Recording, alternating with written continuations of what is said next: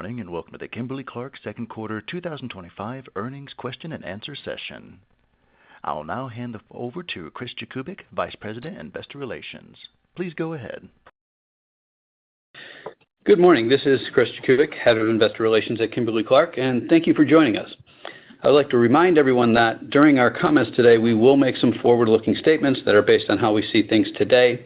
Actual results may differ due to risks and uncertainties, and these are discussed in our earnings release and our filings with the SEC. We will also discuss some non-GAAP financial measures during these remarks. These non-GAAP financial measures should not be considered a replacement for and should be read together with GAAP results, and you can find the GAAP to non-GAAP reconciliations within our earnings release and the supplemental materials posted at investor.kimberly-clark.com. With that, I will hand it over to Mike for a few opening comments. Okay, thank you, Chris. The second quarter was one of the strongest and most active in our recent history. Our results are indicative of the excellent progress we're making executing Power and Care. We accelerated momentum on the top line and delivered solid organic sales growth, fueled by our strongest volume quarter in the last 5 years. On a global basis, we gained weighted share and made significant share gains in several key categories in our largest markets. Now, regarding our top-line momentum, I'd like to emphasize 3 points. First, we're energized by our progress in China and the early returns on how our playbook is being applied globally. Second, we believe it's important to meet consumers where they need us. Our strategy to deliver exceptional brand propositions across the value spectrum is paying off.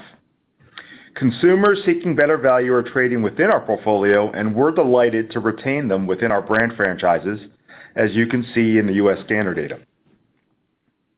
Third, our performance is driven by excellent commercial execution, superior innovation, and strong investment to differentiate our brands. We delivered another quarter of industry-leading productivity, enabling us to reinvest when and where we see opportunity to support profitable growth. Our organizational rewiring is enhancing our agility. We're bringing the best of Kimberly-Clark to the world faster with better consumer solutions and lower product costs. We also took decisive action to focus our portfolio. We're confident our joint venture with Suzano will unlock the full potential of international family care and professional. For Kimberly-Clark, it enables laser focus on our higher growth, higher margin North America and international personal care businesses. As we enter the second half of the year, we expect to continue performing while transforming. We're realizing the vision of a refreshed and refocused Kimberly-Clark. We're confident in our ability to deliver consistent top-tier growth. We have great opportunity ahead of us. We will continue to enhance our capability to provide better care for a better world and create value for our shareholders. So with that, I'd like to open up the line for questions. Certainly. Everyone at this time will be conducting a question and answer session. If you have any questions or comments, please press star 1 on your phone at this time. We do ask that while posing your question, please pick up your handset if you're listening on speakerphone to provide optimum sound quality. Once again, if you have any questions or comments, please press star 1 on your phone. Your first question is coming from Nik Modi from RBC Capital. Your line is live. Yeah, thanks. Good morning, everyone. Morning, Nick. Hey, Nick. Maybe you could. Good morning. Good morning. Maybe you could just talk about, obviously, very strong quarter within the context of what's been going on pretty broadly across the space. So just kind of 2 questions, like, any more specifics in terms of really what drove this level of outperformance, but more importantly, given everyone is kind of, moderating their expectations for the back half of the year, and you guys obviously are suggesting otherwise, give us the reasons to believe on why we should feel comfortable with kind of the outlook in the back half. Thanks. Okay, thanks, Nick. Great question. There's a lot to unpack in there. Maybe I'll start with, hey, how do we see the state of the consumer? One, you could see in our approach overall, that we've been talking about for a few quarters now. Our approach is to meet consumers where they need us, right? And so that's kind of our starting point. I'll talk about maybe how we're seeing it, and maybe with a tilt toward North America. But I do see purchasing power under pressure, right, for consumers. And frankly, we don't really see a catalyst for that dynamic to change in the near to medium term. So, so for us, that does affect kind of the categories. However, I'll say the other thing that we've talked to you about our categories is they are essential. There's not a whole lot of substitutes for our products. And so because of that, demand remains resilient and the categories continue to demonstrate durable growth, right? And that's kind of a big deal for us. And I think that sets our categories apart from maybe what you're seeing in some of the other categories. If I just click through a couple areas, I'd say definitely North America would exhibit durable growth. We're seeing penetration and frequency stable. Obviously, the bifurcation trends are continuing. But I think, your question about, hey, why did you perform better than maybe what some expected is, we took on this approach, I think we started doing this last year, which is, hey, we want to have a great value proposition in every tier of the good, better, best ladder. And so we've been cascading some of our best kind of product features to our value tiers. And I would say if you looked in the quarter, what's driving our demand is the innovation. So I think we feel good about that. I'd say in international markets, we have seen some frequency declines, notably in I would say more informal economies where pay is less stable, like in Latin America, we've seen that occur. But in international and our larger developed markets, we are seeing demand continue to be fairly stable. So we feel good about our progress through the first half.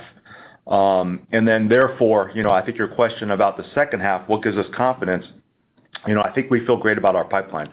Again, I think the vast majority of the growth we've delivered in the first half has been driven by innovation. I think I said in the script, in the prepared remarks, 85% of our organic sales is driven by innovation, right? And so, and a lot of that is just hitting in the second quarter. And so, we expect, to continue to perform as we go through the balance of the year because we have great innovation, at the premium tiers and at the mid tiers to serve our consumers well. So, again, we expect, continued strong performance through the balance of the year.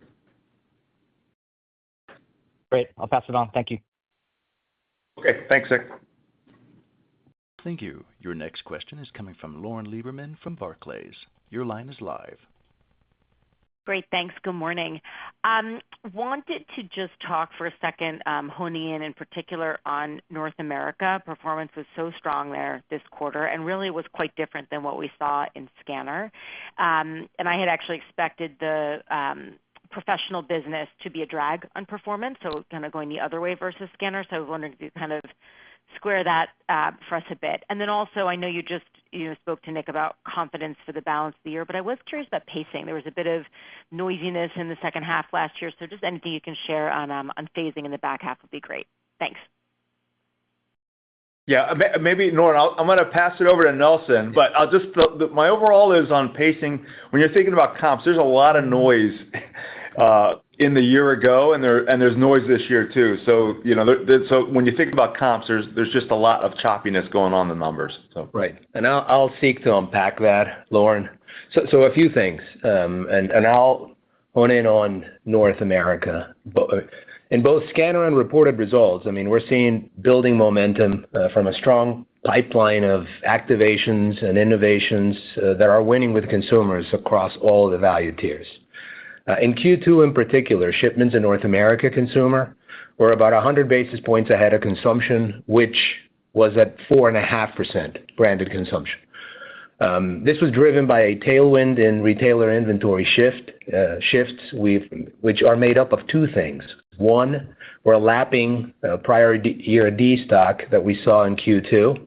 And then we had a little bit of pipeline build this year related to some of the innovation that we've been putting into the marketplace and Mike just talked about. This amounted to about 110 basis points at the enterprise and about 170 basis points for North America. This was partly offset by lower private label shipments outside of the private label diaper contract that we exited in Q1 of this year. And what this is driving is about 60 basis points of impact to total company and to North America about a point in the quarter. Now, as we think about the first half, shipments actually lagged consumption. and that was about 60 basis points when we think of the enterprise. Firstly, we're facing lower year-on-year North America private label shipments outside of the private label diaper contract that we exited, and we've been highlighting over the last couple quarters. And this was, again, about 60 basis points of impact to the total company organic sales in the first half, and about a point to North America. Secondly, this year there's one less day of shipments for the first half, whereas scanner data is apples to apples in terms of days, weeks versus the prior year. And this represents about 50 basis points of impact to organic sales at both enterprise and whatnot in North America. And then this was partially offset by the tailwind from retailer inventory shifts in North America, which was about 50 basis points on the enterprise and 80 basis points for North America. In terms of what to expect or how to think about the balance of the year, a couple of things and building on what Mike said. We have a strong slate of new product and go-to-market activations and innovations that has been ramping up as of Q2, and we expect to have that continue into the second half. And that'll not just be in North America, but across our different markets, international personal care. And this will be helping us drive or sustain a volume mix-led growth in the balance of the year. Consistent with our long-term algorithm, we're continuing to target a growth for the balance of the year that'll be volume mix-led. Currently, our categories, when we think of North America and international personal care, are growing at a weighted average of around 2%. And that's consistent with what we saw back in April. But remember, in April, when we talked about 1.5% to 2%, that included our discontinued operations. So this is solely for the North America and IPC combined. From a quarterly perspective, year on year, the third quarter and the fourth quarter will be driven by the year-ago comparison as much as anything else. Q3 will be the easiest of comps versus prior year. There's about 30 basis points of tailwind at the enterprise level and 50 basis points of tailwind in North America from the hurricane impacts on our shipments at the very end of September of last year, which were recovered in Q4, as we spoke in January. Then, as we think of the fourth quarter, last year we also saw the benefit from panic buying due to the port strikes, which was about 40 basis points of benefit in the quarter for the enterprise and 60 basis points of benefit for North America. The combined impact of the hurricane and the panic buying will result in about a 70 basis point headwind to Q4. But overall, we're expecting to maintain a solid volume mix-driven organic growth in the second half and for the full year leading category growth. But as you can see, as Mike pointed out, there's a little bit of noise, and wanted to unpack that so you can have the details. Did you get all that, Lauren? Sorry, we're throwing a lot at you. But maybe can I just lob in the one? I'll go back to. Sorry, but Nelson's loaded for bear here. But here's where you started. Strong performance in North America, underlying driver, great innovation.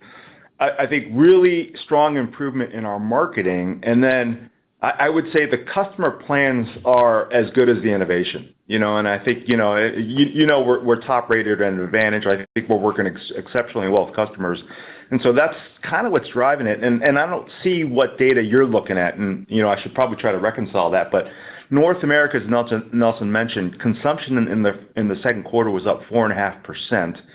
The range of our categories was from, I would say, low single digit, and that would be like, bath tissue around 4% low single digit to up to near double digit in adult care. So I think consumption remains robust in our categories, or as I said earlier to Nick, the consumption is very durable in our categories, and that's really driven by, I think, excellent innovation and excellent execution. Thanks so much. Okay. Thank you. Your next question is coming from Steve Powers from Deutsche Bank. Your line is live. All right. Good morning, everybody. Thank you. So, Nelson talked about, volume mix-led growth in the back half. So I wanted to kind of talk a little bit about the pricing environment and your pricing outlook. We on the one hand, if we think about what we've heard year to date and through the second quarter, I think we've heard and we've seen pockets of increasing promotion and competitive activity in certain areas, particularly in the U.S.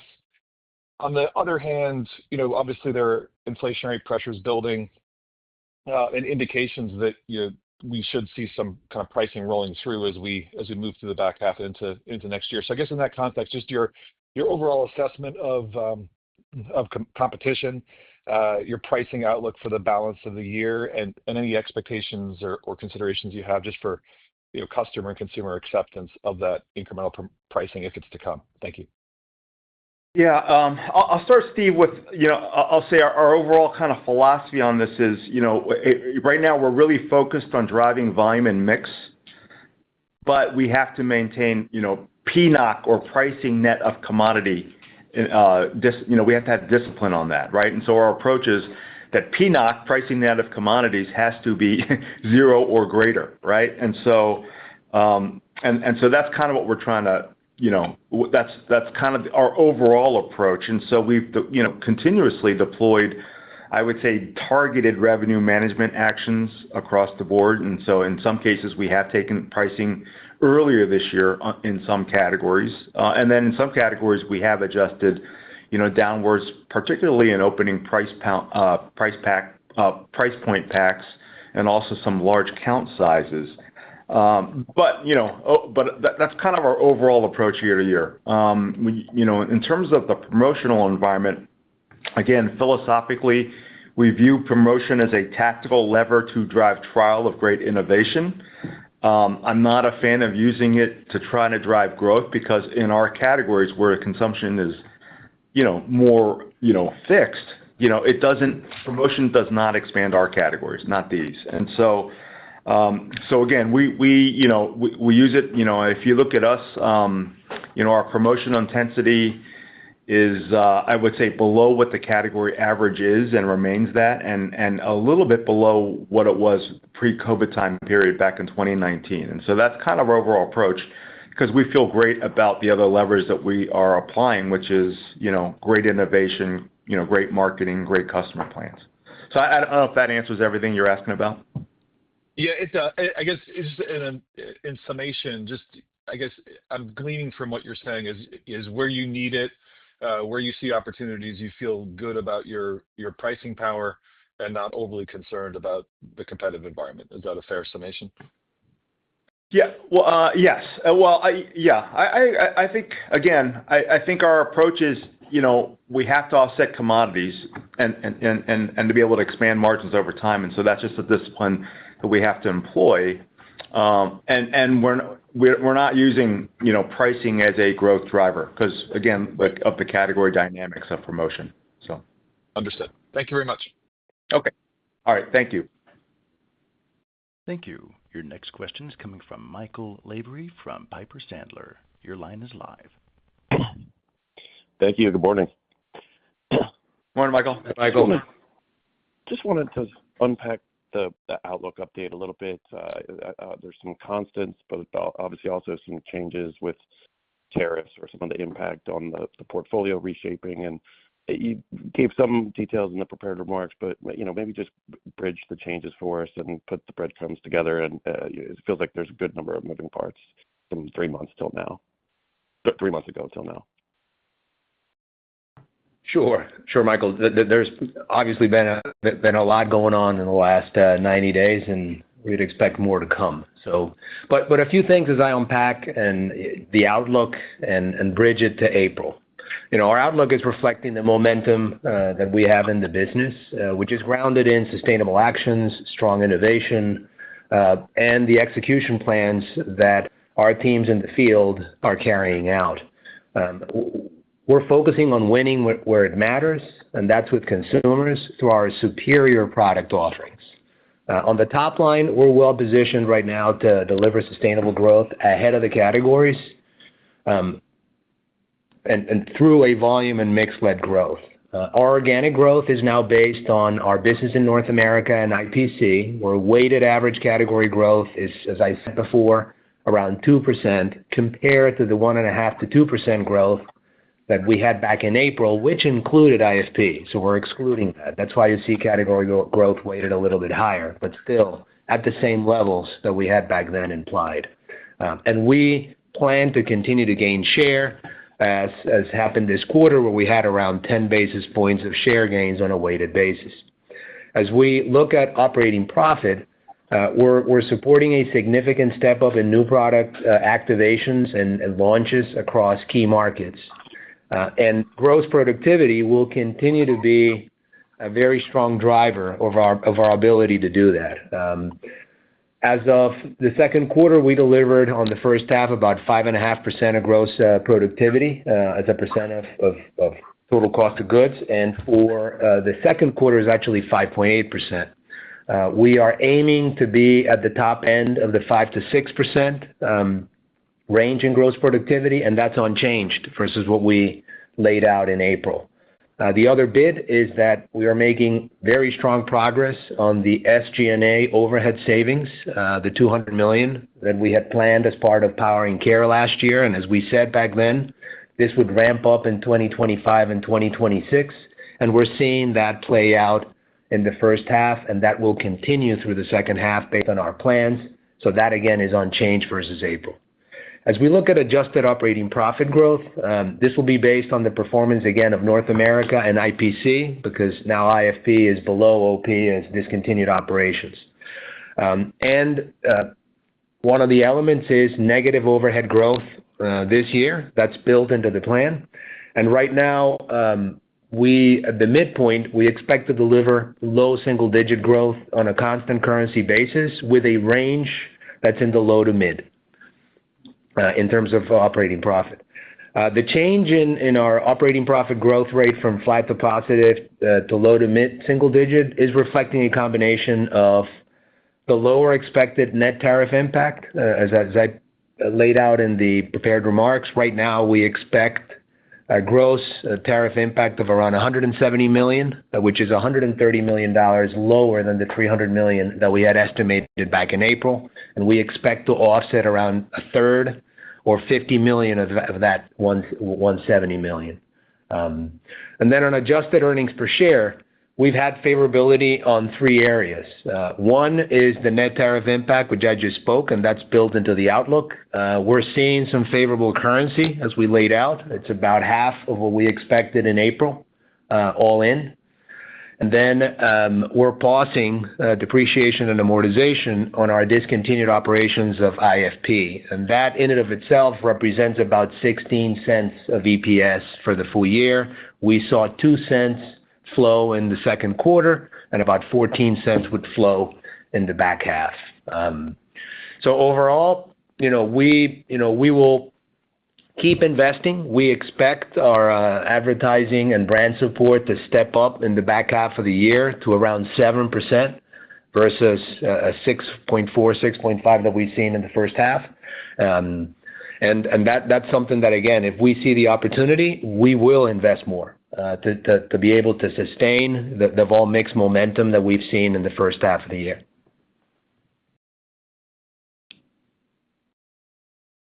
Just making a quick follow-up on the brand spend. You also called out some of the awards at Cannes and just how much improved that performance is. What's driving the better execution? Is it just a bit more spend? Is it better capabilities, or is there a pivot there in how you approach it? Yeah, a great question, Michael. I'm glad you picked up on that. I would say it's all about better capability and I would say more focus from the company. I think I'd say the focus part is, again, historically, and this comes with our rewiring of our organization, our marketing was very decentralized, right? And we had a lot of agencies and a lot of individual markets made individual decisions, all those kinds of things. And while they still have a lot of say and control over the marketing, I think this new organization for us under Patricia Corsi's leadership, our new chief growth, well, she's not new anymore, but our chief growth officer, is really bringing a different philosophy, right? And I think the opportunity that she pointed out is that what we really had to invest more effort in is developing an emotional connection to our brands. We've always been great at bringing technical features and differentiation to the product. We are historically okay at demonstrating those technical features through demos. But really what we're focusing more on is building that brand love or the emotional connection. And so maybe the operative word that I will tell you that's leading to our improved performance is in-house. We're bringing a lot of capability in-house. We still use agencies. We've consolidated to a few great ones, but a lot of the stuff we're doing in-house.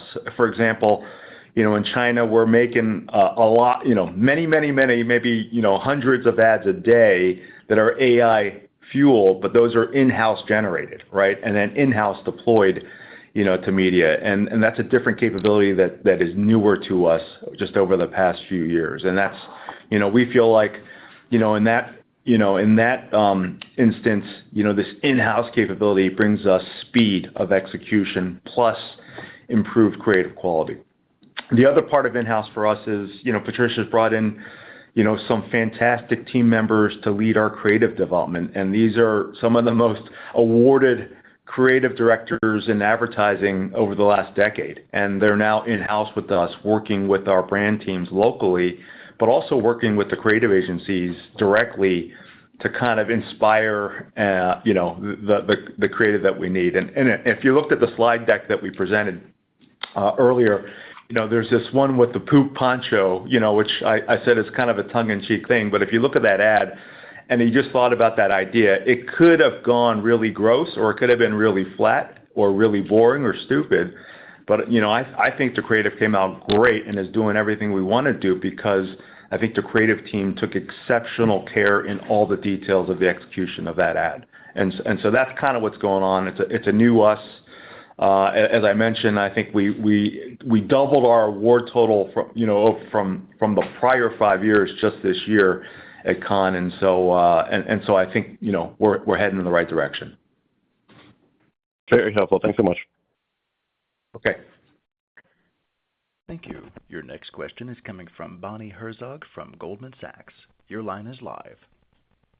All right, morning, Bonnie. thank you. Hi, Bonnie. Good morning. I had a quick question on your JV deal with Suzano. With the IFP out of the base business, how should we think about the organic sales growth and margin EPS accretion to your long-term algo? And then you touched on this a bit, but volume in the quarter was strong and broad-based. But I guess I just wanted to verify there wasn't any pull forward. I mean, you highlighted some benefits given changes in retail inventory, so maybe hoping for just a little bit more color on that and how you're thinking about that in the second half. Ultimately, should we assume volume growth in 2H? Thanks. Yeah. Hey, Bonnie, let me just start on the volume or here's the thing for us, and where I'm pleased with the performance is our consumption globally was strong.